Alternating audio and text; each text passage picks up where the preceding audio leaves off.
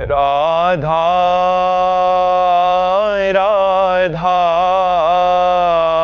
राधा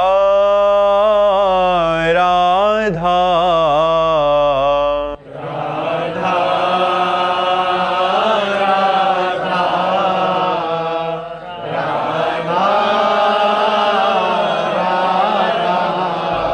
हाय राधा राधा राधा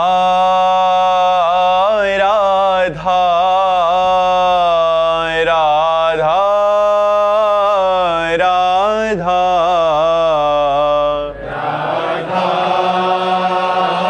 हाय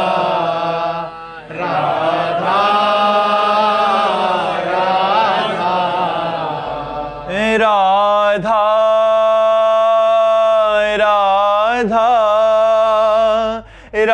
राधा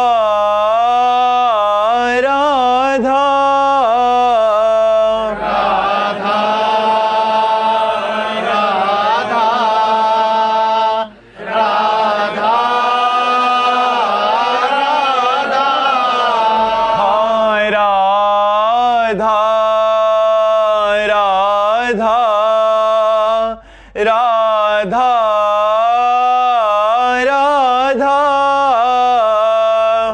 राधा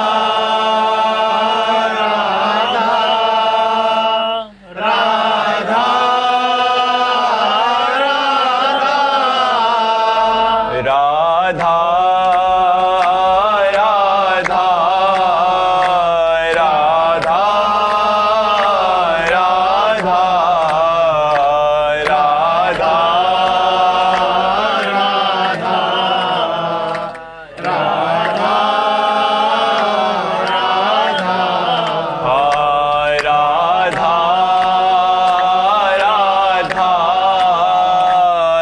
राधा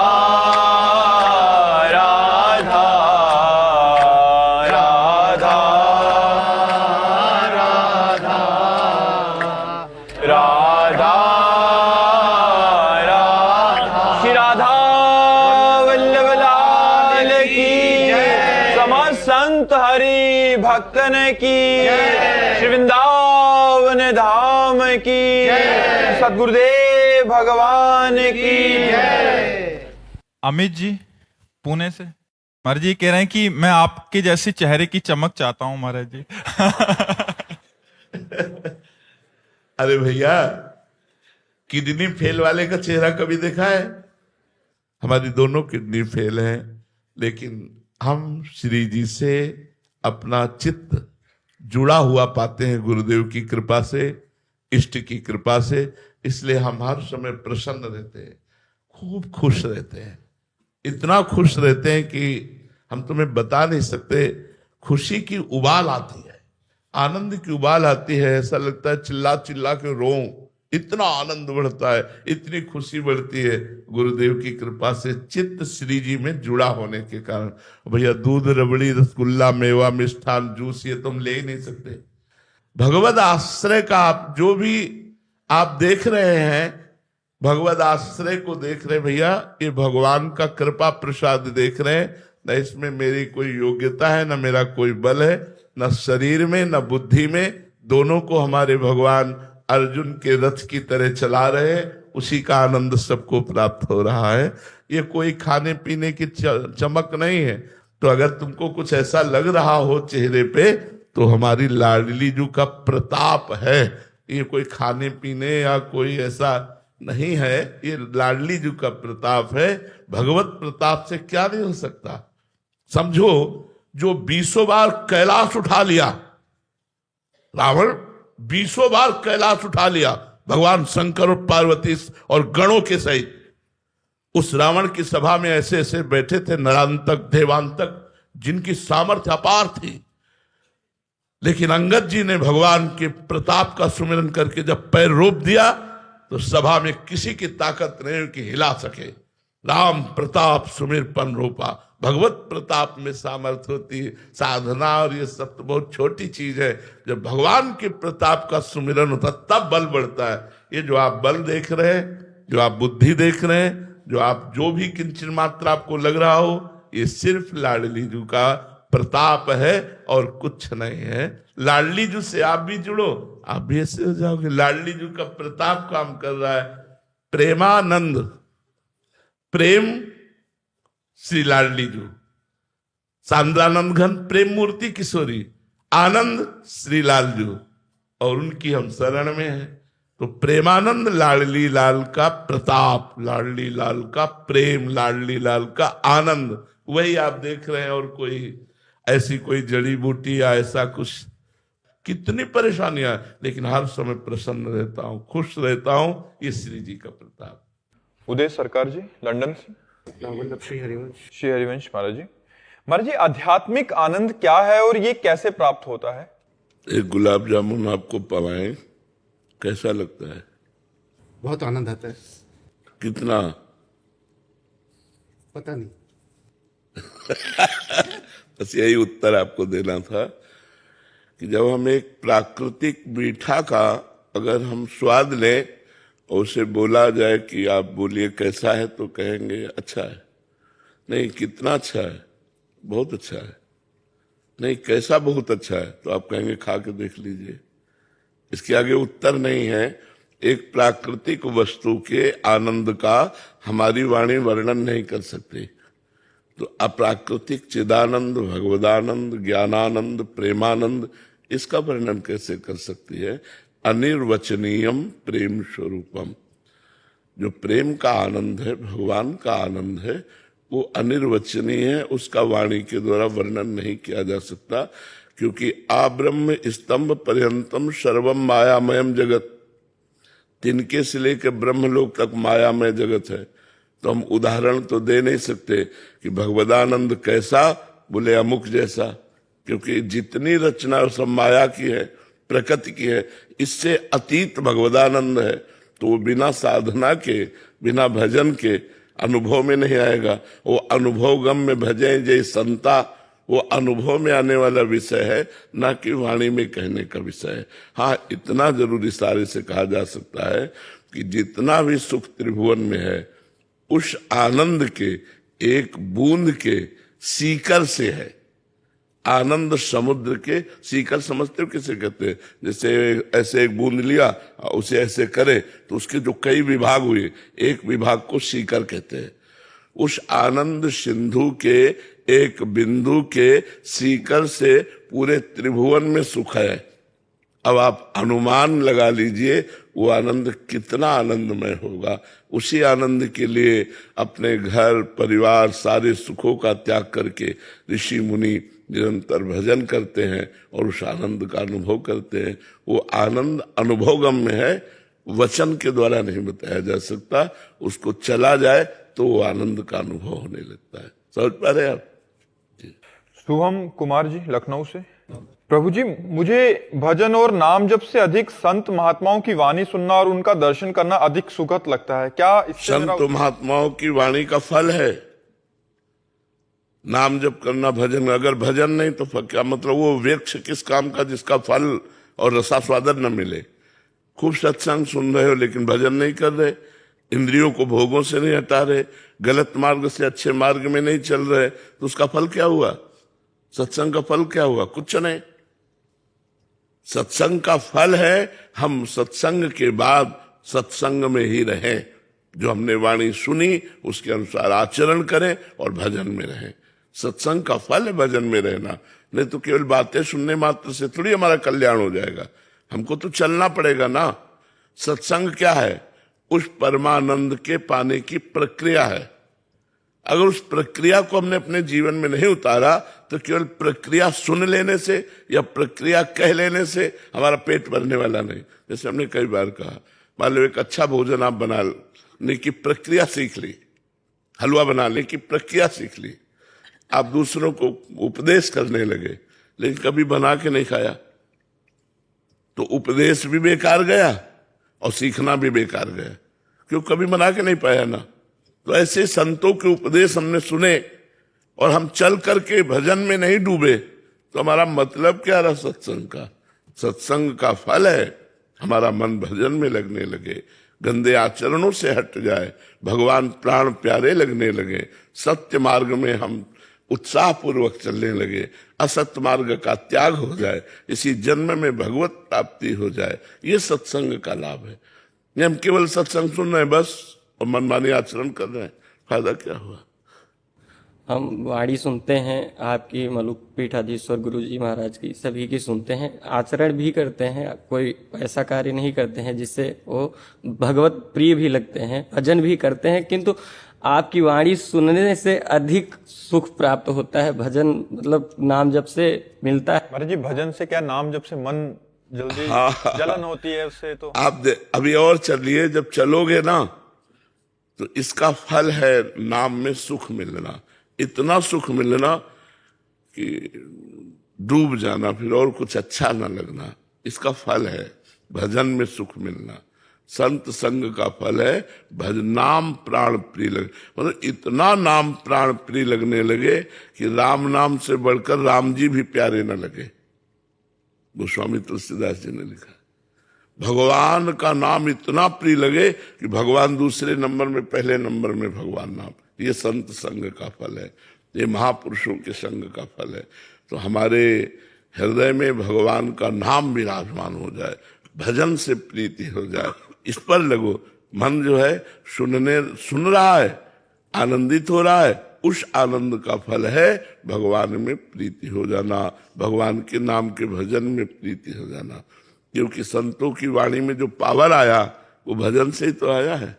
तो वही भजन आप करो, खूब डट के भजन करो। भजन प्राथमिकता भजन की दीजिए, और संत संग तो भगवान की कृपा से मिलता है। संत संग तो अपवर्ग और लौकिक सुखों को एक तुला में रखा जाए तो संत संग, एक तो संत संग भारी है, तात स्वर्ग अपवर्ग सुख, धली तुला एक अंग, तूलन ताह सकल मिली जो सुख लव सत्संग। सत्संग की महिमा इसीलिए है कि भगवान में प्रीति कराता है, वो भगवत भजन में लगाता है। महेश जी। राधे राधे मौली। राधे राधे महाराज जी। महाराज जी, देहाभिमान मेरा शत्रु सा बन गया है महाराज जी, बहुत शातिर है ये, कहीं से भी हमला कर पछाड़ देता है, मैं हमेशा हार जाता हूं महाराज जी। भजन की कमी के कारण। जब डट के भजन होगा तो हट जाएगा देहाभिमान। देहाभिमान अज्ञान के कारण है, अज्ञान भगवान की विमुखता के कारण है।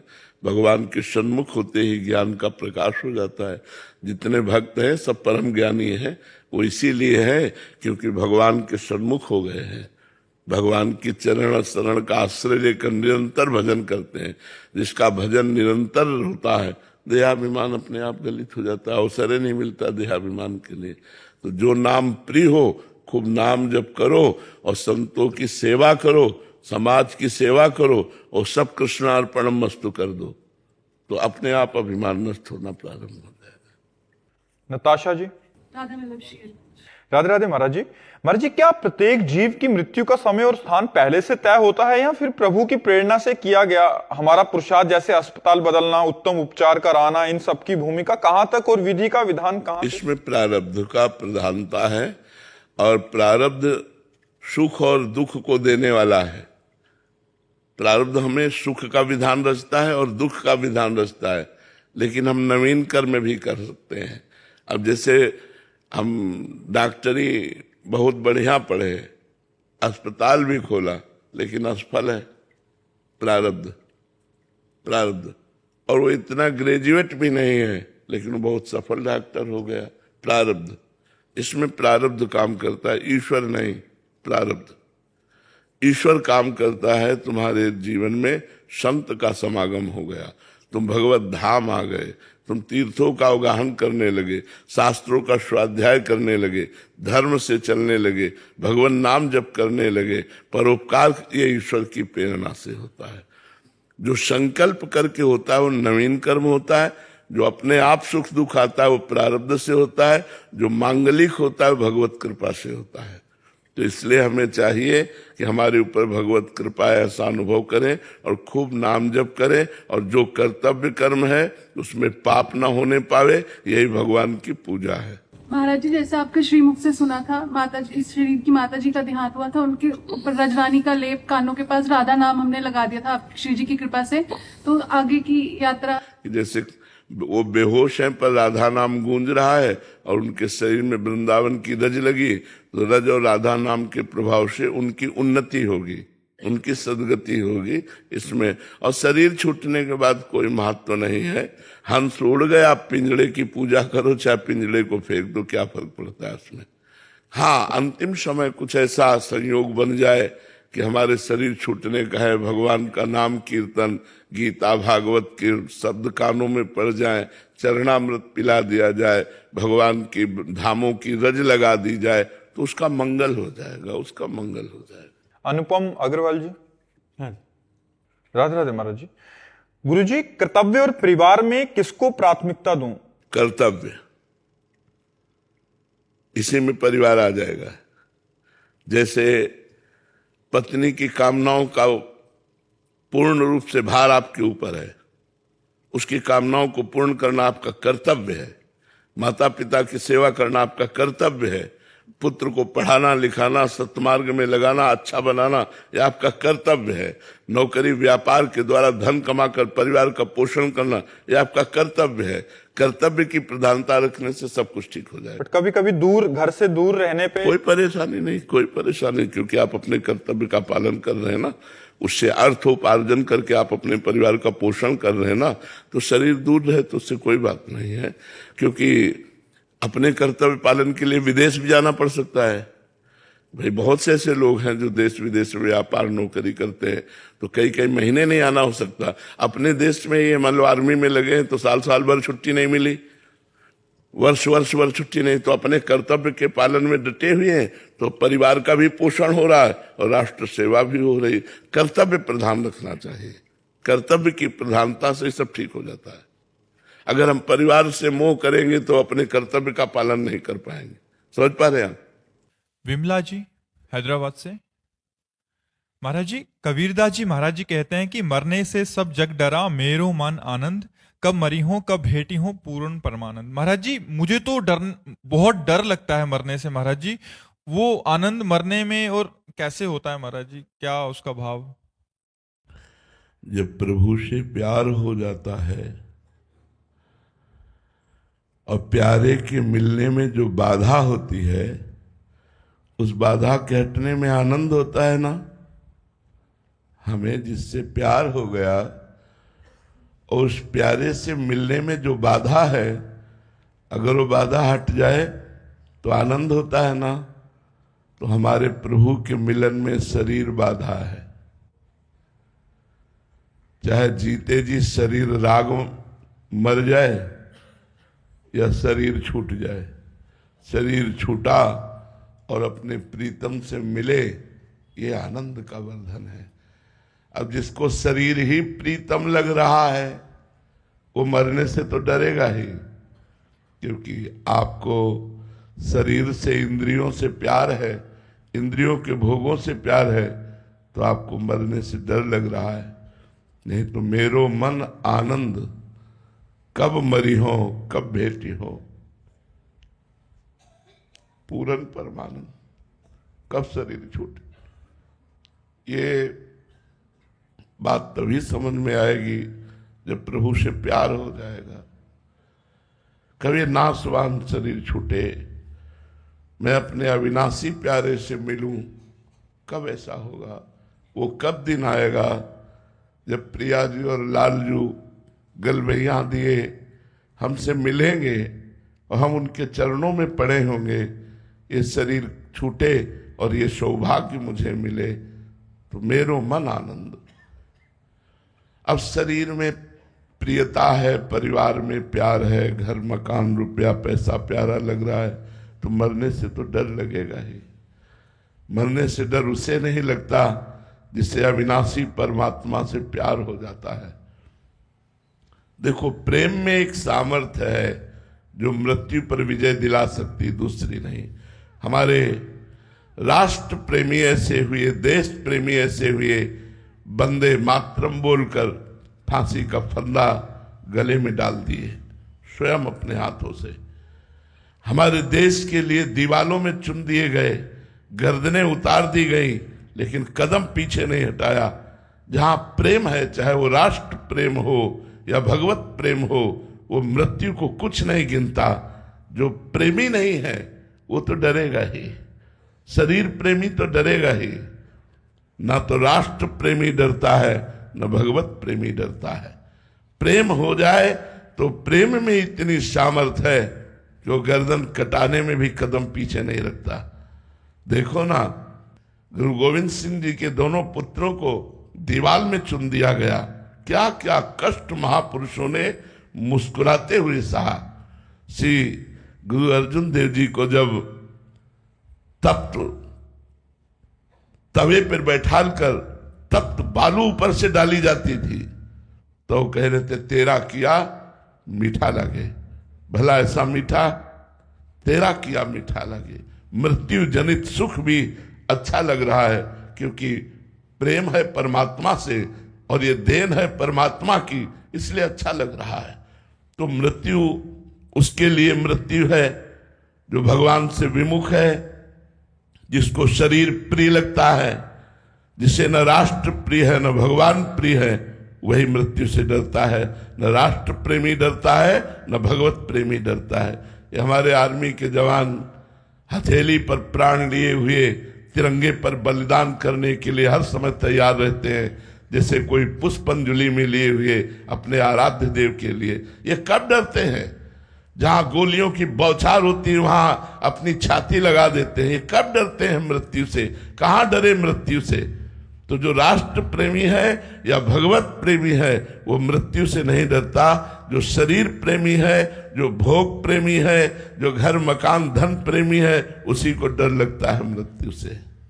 मीनाक्षी जी, राधे राधे। महाराज जी, माया का वो सबसे सूक्ष्म रूप क्या है जो साधक को अंत तक भ्रमित करता है?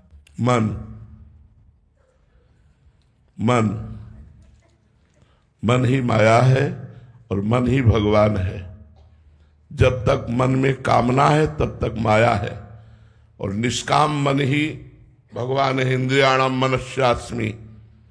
जब मन में चाह मिट गई तो मन ही श्री कृष्ण हो गया और जब तक मन में चाह है तो ये मन की चाह ही माया है। किसी भी तरह की लोक परलोक की भी चाह होना ये माया ही है, क्योंकि आ ब्रह्म स्तंभ पर्यंतम सर्वम मायामयम जगत। चाह ही माया है। तो मन में जब तक चाह है तब तक मन माया है और अचाह मन ही साक्षात भगवान का स्वरूप है। इंद्रियाणाम मनस्यास्मि। साहिल जी, लुधियाना से। राधे राधे महाराज जी, मुझे दोष दृष्टि हो जाती है। ये रोग बड़ा गहरा सा लग गया है महाराज जी। उन जनों पे तो मैं बिल्कुल नहीं कर पाता जहां मांस मदिरा, गाली देने वाले या अधर्म आचरण, उनमें कैसे महाराज जी राधा वल्लभ लाल जी को देखूं? हीटर में, कूलर में, फ्रिज में, एसी में, मशीनों में, सब में बिजली एक ही है, उनके कार्य अलग अलग है। जिस मशीन में गड़ासे फिट है वो काटती है, चाहे कुछ भी हो। हीटर गर्मी पैदा करती है, फ्रिज, एसी, ये सब ठंडा। क्रियाएं प्रतिकूल और अनुकूल हो रही, कोई ठंडा कोई गर्म, कोई जीवनदायिनी कोई जीवन को लेने वाली, लेकिन बिजली तो एक ही है ना। ऐसे कोई अच्छे स्वभाव वाला, कोई बुरे स्वभाव वाला, कोई मध्यम स्वभाव वाला, कोई महात्मा, कोई दुरात्मा, लेकिन इनमें पावर तो एक ही है ना, परमात्मा। यदि हम परमात्मा रूपी पावर को देखेंगे तो हम दोष दृष्टि रहित हो जाएंगे। यदि हम क्रियाएं देखेंगे तो दोषयुक्त बने रहेंगे, क्योंकि क्रिया दोषयुक्त है। कोई सद्गुणी है, कोई दुर्गुणी है, लेकिन दोनों में परमात्मा बराबर है। ये क्रूरा अपि पापिनो न च सताम संभाष्य दृश्याश्चे सर्वान वस्तुतया निरीक्ष परम स्वाराध्य बुद्धिर्मम। चाहे क्रूर हो, चाहे पापी हो, दुष्ट हो, नीच हो, सब में परमात्मा विराजमान है। जब हम कारण तत्व पर दृष्टि रखते हैं तो निर्दोष दृष्टि होती है, और जब हम क्रिया पर दृष्टि करते हैं तो हमारी दृष्टि दोषयुक्त हो जाती है।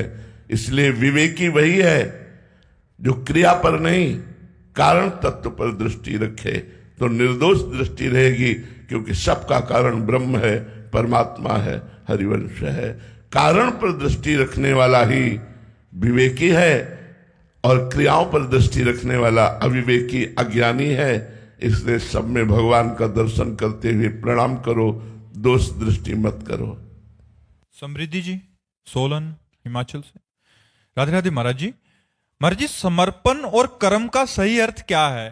समर्पण बहुत बड़ी चीज है। कर्म तो सबसे होते रहते हैं, कर्म तो सबसे होते रहते हैं। कोई शुभ कर्म करता है, कभी अशुभ कर्म करता है, लेकिन समर्पण भगवान को हो जाना, ये तो पूर्णता का प्रतीक है। श्रवणम कीर्तनम स्मरणम विष्णुर्पाद सेवनम अर्चनम वंदनम दास्यम सख्य आत्मसमर्पणम। जो भगवान को समर्पित हो गया, धन्य धन्य जीवन उसका हो गया। कर्म एक बहुत अलग बात है, समर्पण एक बहुत अलग बात है। समर्पण बहुत ऊंची स्थिति है। जो भगवान को समर्पित हो गया वो महात्मा हो गया, वो जगत बंधनी हो गया, जगत पावन करने वाला बन गया। और कर्म करने वाला तो कर्म बंधन में बंधेगा ही, चाहे शुभ कर्म करे चाहे अशुभ कर्म करे। आंचल जी मथुरा से। राधे राधे महाराज जी। महाराज जी, जीवन में सभी बुरे अनुभवों, असफलताओं एवं दुखों को भाग्य समझकर स्वीकार करें अथवा श्री जी की कृपा करें। आपके द्वारा सत्संग में कहा गया कि भगवान जीवन में प्रतिकूलता देते हैं क्योंकि उनकी हम पर कृपा होती है। इस स्थिति में कैसे जाने की भक्त कृपा देखता है और संसारी वो प्रारब्ध देखता है। भक्त प्रारब्ध को नहीं मानता, भगवान को मानता है। तो जो भी हमारे जीवन में दुख, विपत्ति या कोई भी परिस्थिति आती है, वो हमारे भगवान के द्वारा चयन की हुई परिस्थिति भेजी गई है, जो हमारा सुधार करके, हमारे राग को मिटा करके, अनुकूलता के राग को मिटा करके, भोगों के राग को मिटा करके भगवत प्राप्ति के लिए अग्रसर करती है। वो हमारे भगवान के द्वारा चयन की हुई परिस्थिति होती है।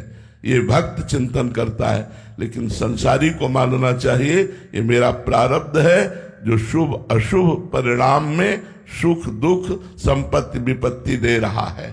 तो संसार में कानून के अनुसार प्रारब्ध है, भक्ति में कृपा के अनुसार भगवान की कृपा के द्वारा परिस्थिति चयन की गई है, जो हमारी उन्नति और मंगल का कारण है। प्रियंका जैन जी। राधे राधे महाराज जी। महाराज जी, आत्मा और शरीर का क्या कनेक्शन है? और कोई कनेक्शन नहीं। जड़ चेतन ही ग्रंथि पड़ गई। जड़ है शरीर और चैतन्य है आत्मा। जड़ चेतन ही ग्रंथि पड़ गई। यद्यपि मृषा, मृषा माने झूठी, पर छूटति कठिन ही, छूटना बड़ा कठिन हो गया। जैसे दूर पड़े हुए रस्सी में सर्प का भ्रम हो जाए, तो या तो वहां पहुंचा हुआ रस्सी के पास कोई व्यक्ति खड़ा होकर दिखाए कि ये सांप नहीं रस्सी है, या हमारे पास इतनी लंबी टार्च हो कि मैं प्रकाश में देख पाऊं कि सर्प नहीं रस्सी है, तो हमारा भ्रम दूर हो जाए। ऐसे ही शरीर को भ्रम से हमने अपना स्वरूप मान लिया।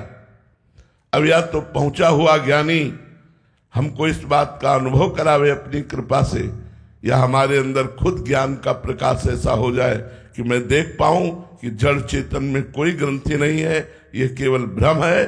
भ्रम के कारण मैंने अपने को शरीर मान लिया, इसीलिए बार बार मेरा जन्म मरण होता है।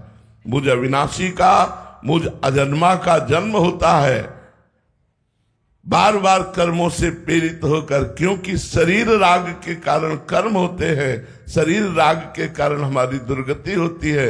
और शरीर राग एक भ्रम है, ना कि बंधन। स्वयं को ना पहचानने के कारण, स्वयं को शरीर मान लेने के कारण उस निर्विकार आत्मा को, अविनाशी को, अजन्मा को बार बार कर्म बंधनों में जन्म लेना पड़ा। बार बार भ्रमात्मक नाना प्रकार के दुख सुख के थपेड़ों में उसे बहना पड़ा। इसलिए गुरु की शरण में जाकर उनके द्वारा दी हुई नाम मंत्र की उपासना से शुद्ध ज्ञान प्राप्त करके जो हम मुक्त हैं उसका अनुभव हो जाता है। कभी बंधन न था, न है, न रहेगा। पर जब तक उपासना नहीं होगी, तब तक ये भ्रम नष्ट नहीं होगा, और जब तक भ्रम नष्ट नहीं होगा तो बार बार जन्म, बार बार मरण, ये हमें भोगना पड़ेगा। हरदीप सिंह जी, राधे राधे महाराज जी। महाराज जी, आपके श्रीमुख से शरणागति के बारे में सुना। महाराज जी, वाहेगुरु जी के चरणों में पूर्ण समर्पण या शरणागति कैसे हो? वाहेगुरु वाहेगुरु वाहेगुरु, बार बार उनका नाम रटो। उनकी जो वाणी है, वाहेगुरु की वाणी जो है, गुरु वाणी, उसका गान करो और उसके अनुसार आचरण करो। गुरु वाणी के विरुद्ध आचरण मत करो। गुरु वाणी जो आदेश करती है, संतों का संग करो, संतों की सेवा करो, हरि नाम रटो, खूब नाम जप करो, संतों का संग करो, इसी से वाहेगुरु की शरणागति पुष्ट हो जाएगी।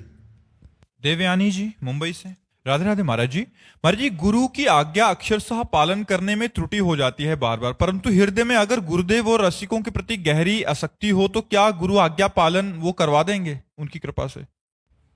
यहां हमें संशय होता है। यदि गुरु में या रसिकों में आसक्ति है तो आज्ञा पालन का उल्लंघन हो ही नहीं सकता, हो ही नहीं सकता, बिल्कुल नहीं हो सकता। आसक्ति ना होने के कारण उल्लंघन होता। हमारा प्यारा हमको कुछ कहे और हम वो बात सुने ना, हम उसके अनुसार चले ना, इसका मतलब हमारे प्यार में कमी है। नहीं तो प्यारा कह दे तो प्राण त्यागना भी एक सरल बात है। रसिकों में आसक्ति शब्द का जो आपने प्रयोग किया, ये मोक्ष का स्वरूप है।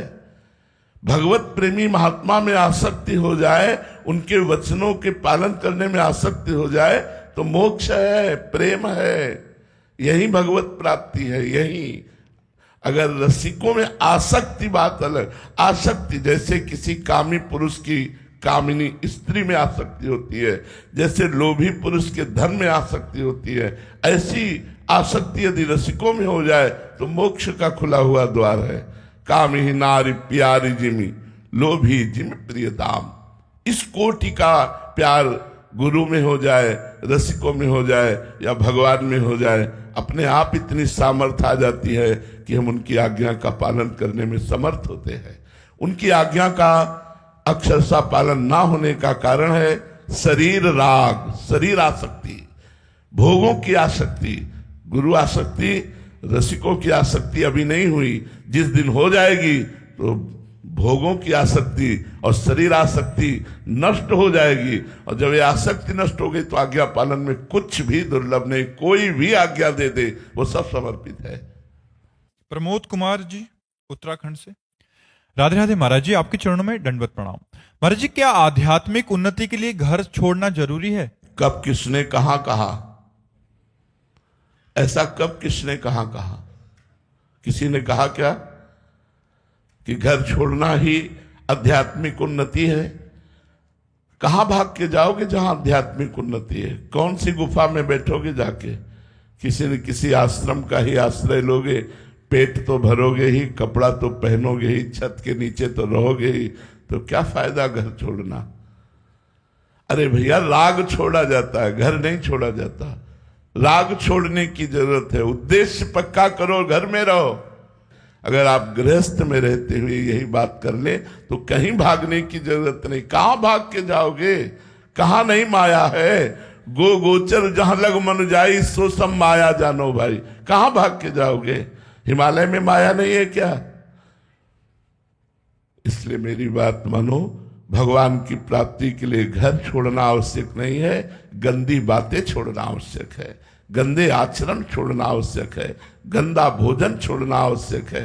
अच्छे आदमी बनो, खूब नाम जप करो, माता पिता की सेवा करो, समाज की सेवा करो, इसी से भगवत प्राप्ति हो जाएगी। भगवत प्राप्ति के लिए घर छोड़ना आवश्यक नहीं है। ये कह दो फिर आप बाबा जी क्यों? मेरे भाग्य में लिखा था।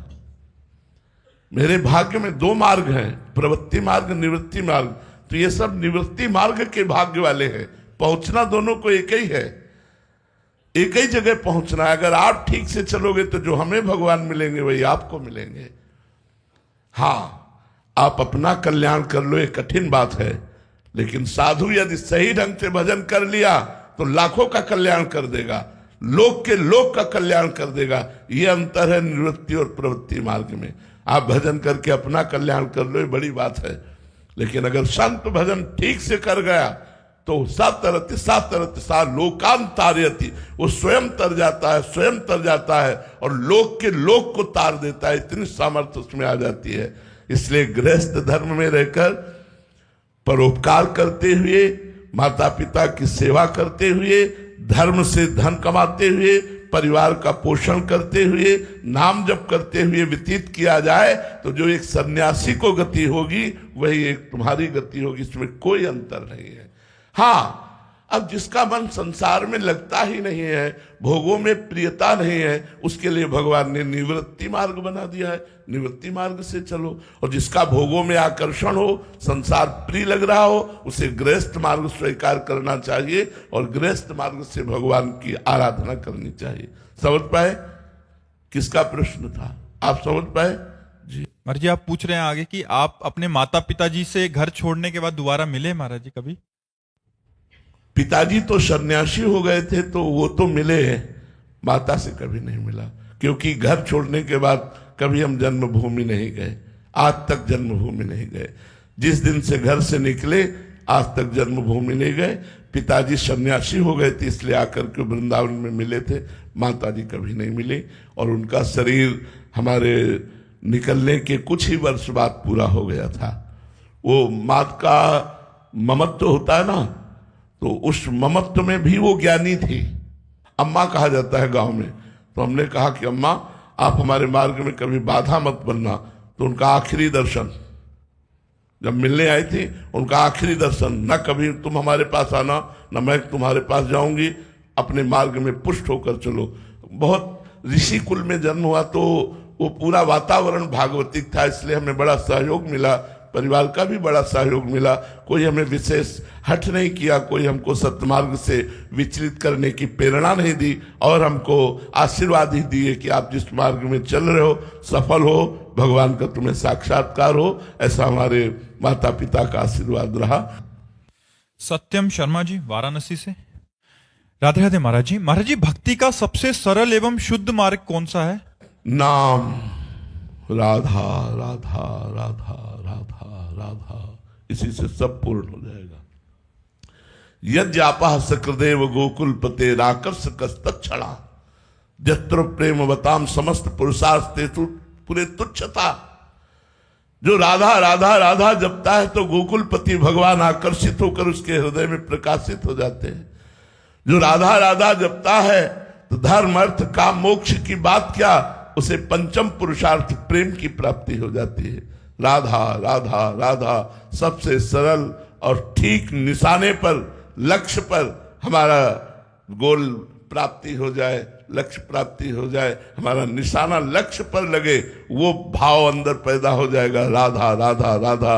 आप इसमें क्या पैसा लगता है? ना तुमसे हम ये कह रहे हैं व्रत रहो, न तुमसे कह रहे हैं कोई तप करो, बस राधा राधा पकड़ लो। अगर तुम उत्तम आध्यात्मिक न बन जाना तो मुझे बता देना। ये मैं पूरे जीवन की यात्रा का फल आपको बता रहा हूं। बचपन से जो भगवान के मार्ग में चलता चला रहा हूं, ऐसे ही राधा राधा नहीं चिल्ला रहा हूं, ऐसे नहीं बोल रहा हूं कि सुनी बात आपको बोल रहा हूं, छाती की बात बोल रहा हूं जो आचार्य ने प्रदान किया है। राधा राधा रटो, सब बाधाएं नष्ट हो जाएंगी, सारे सुख मिल जाएंगे और भगवान भी मिल जाएंगे। विश्वास कर ले, इससे सरल मार्ग हम आपको और क्या बता सकते हैं। यश जी। राधे राधे महाराज जी।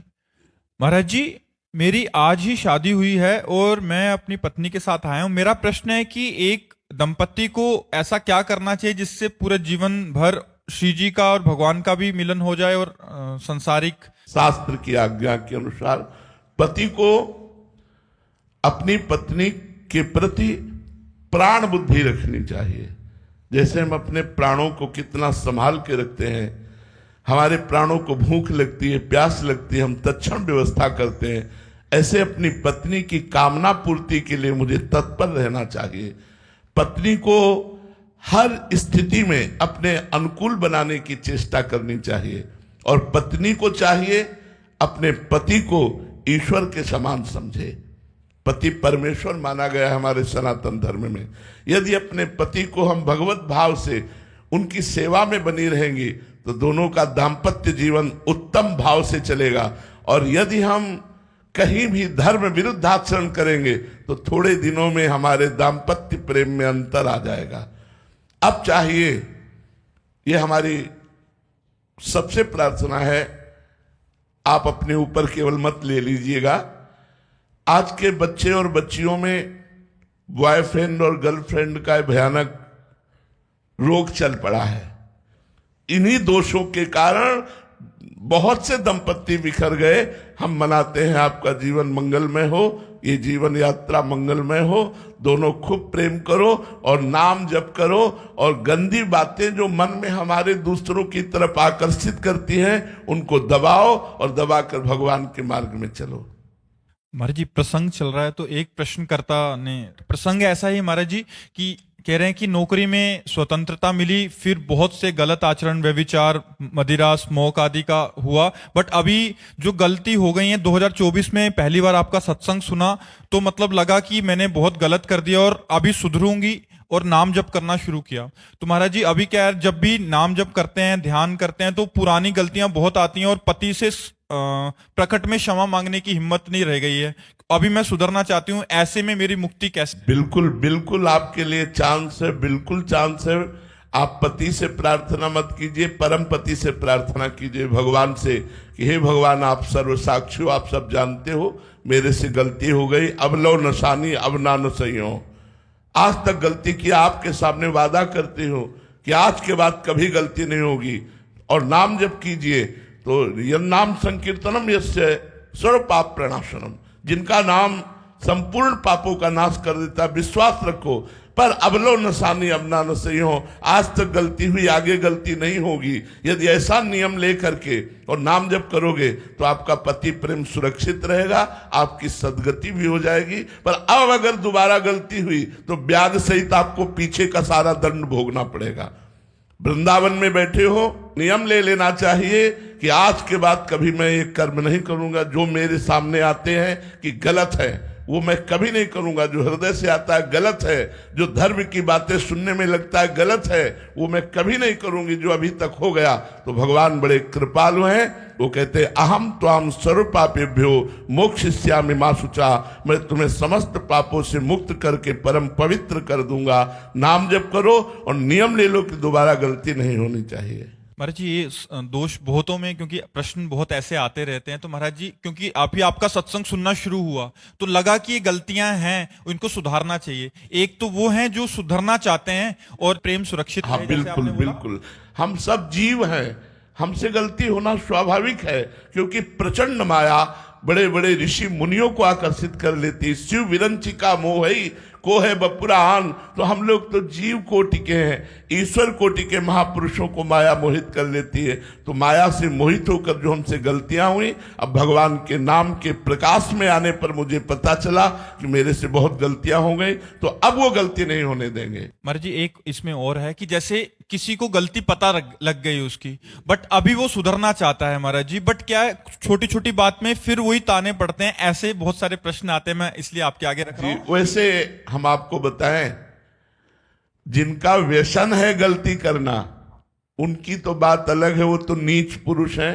लेकिन कभी कभी अच्छे पुरुषों से भी गलती हो जाती है, जो गलती करना नहीं चाहते पर स्वाभाविक संग दोष के कारण गलती हो जाती है। तो यदि हमें पता चले कि ये गलत है तो हमें एक बार क्षमा करके देखना चाहिए, उनको चांस देना चाहिए कि वो आगे बढ़ें। हमें बार बार उनको कोसना नहीं चाहिए, बार बार उन्हें हमें सताना नहीं चाहिए, अंदर टॉर्चर नहीं करना चाहिए। हमें एक बार चांस देना चाहिए। और सही पूछो तो हम जिससे कह रहे हैं कि चांस देना चाहिए, जब आपने अपने को चांस दिया तो दूसरे को भी चांस दीजिए। हम सामूहिक रूप से कहते हैं, कोई ऐसा नहीं बैठा जिससे गलती ना हुई हो, हम सबसे गलती होती है।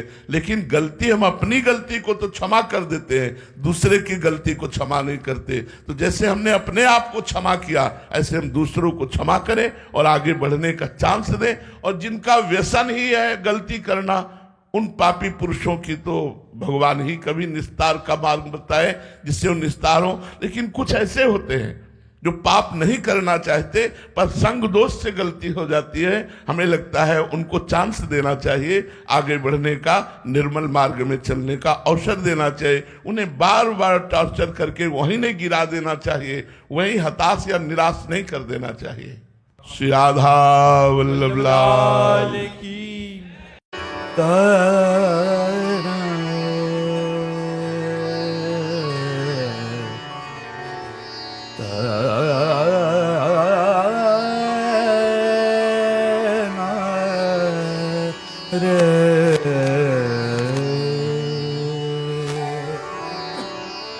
भोरे भैजा गोरे भोरे भैजा गोरे भोरे भैजा गोरे भोरे भैजा गोरे गावो बजा नाचो हरि के गुण गाओ भोरे भैजा गोरे भोरे भैजा गोरे गावो बजा नाचो हरि के गुण गाओ भोरे भैजा गोरे भोरे भैजा गो हरि के गुण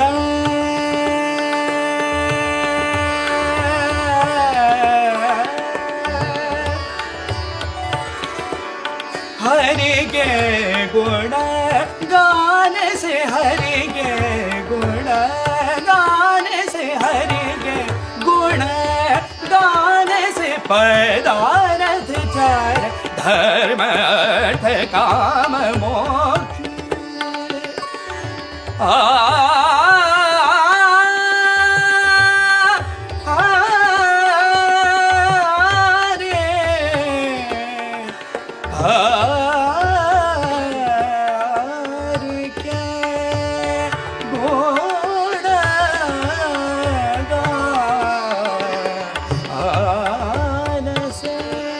हरि के गुण गाने से पदार्थ चार धर्म अर्थ काम मोक्ष मिलते ऐसे अनुपम प्रभु तन मन धन से जाओ भोरे भैया गोरे भोरे भैया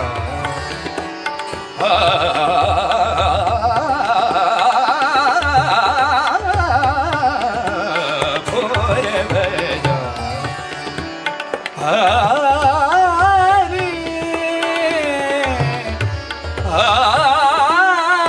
हरि के गुण गान से हरि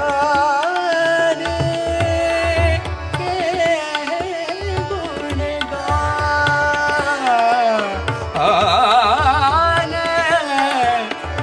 गा